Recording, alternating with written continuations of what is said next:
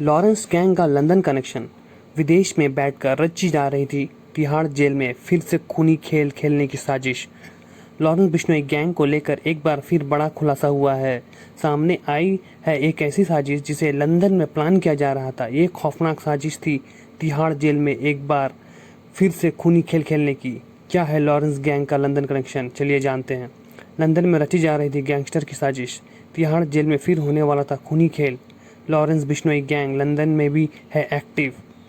Lawrence gang ने police की नाक में दम किया हुआ है। इस गैंग के रोज ऐसी खबरें सामने आ रही हैं जो लगातार पुलिस के लिए चैलेंज बन रही है। अब इस गैंग को लेकर एक नया खुलासा हुआ है। लॉरेंस गैंग का लंदन कनेक्शन सामने आया है। सामने आई एक ऐसी साजिश, अगर वो पूरी हो गई होती तो फिर एक बार तिहाड़ जेल में होता खूनी खेल। एक बार फिर जेल के अंदर बहाया जाता किसी का खून। तिहाड़ जेल में एक और मर्डर की साजिश का था खुलासा। बीजेपी लीडर सुरेंद्र मटियाल हत्या मामले में स्पेशल सेल ने पंजाब से 2 शूटरों को रोहित शर्मा उर्फ अन्ना और संजू उर्फ सुशांत राणा को गिरफ्तार किया है। पुलिस पूछताछ में इन्होंने एक बहुत बड़ी साजिश का खुलासा किया है। ये साजिश रची गई थी लंदन में। लॉरेंस बिश्नोई के एक खास दोस्त गैंगस्टर कपिल सांगवान उर्फ नंदू के कहने पर होने वाला था दिल्ली की तिहाड़ जेल में एक और murder.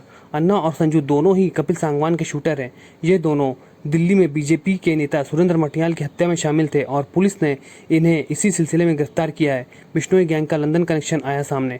Gangster Kapil Sangwan London में रहता है। कपिल भी लॉरेंस बिश्नोई गैंग का बेहद खास है और इसी गैंग के लिए काम करता है। इस बार लंदन में जो साजिश रची गई थी उसके मुताबिक तिहाड़ जेल में बंद गैंगस्टर मंजीत महल की हत्या होनी थी। दरअसल मंजीत महल गैंगस्टर कपिल सांगवान उर्फ नंदू का कट्टर दुश्मन है। लॉरेंस बिश्नोई गैंग से भी उसकी दुश्मनी है और इसलिए उसे रास्ते से हटाने का प्लान था।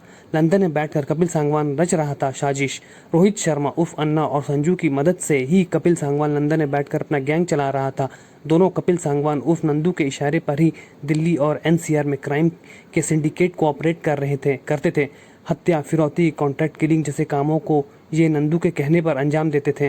लॉरेंस बिश्नोई गैंग से इन्हें मदद भी मिल जाती थी। माना जा रहा है कि इस साजिश के खुलासे के बाद पुलिस एक बार फिर लॉरेंस बिश्नोई से पूछताछ कर सकती है।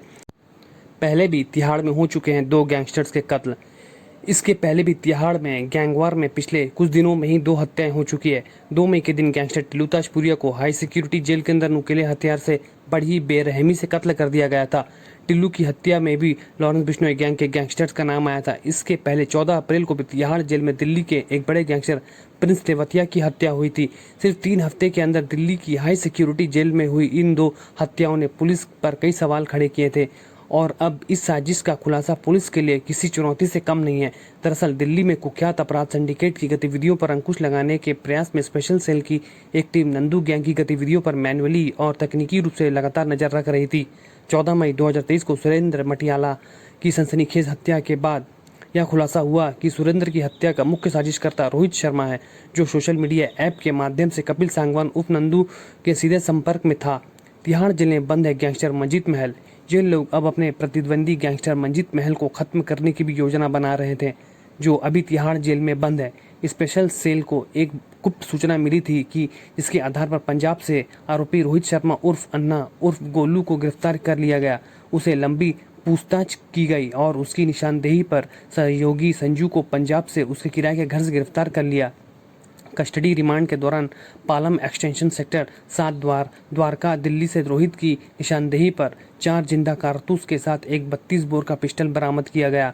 उसने पालम इलाके में खड़ी एक मोटरसाइकिल में पिस्टल छिपाई थी और यह मोटरसाइकिल थाना वसंत कुंज दक्षिण इलाके से चोरी की बताई जा रही है।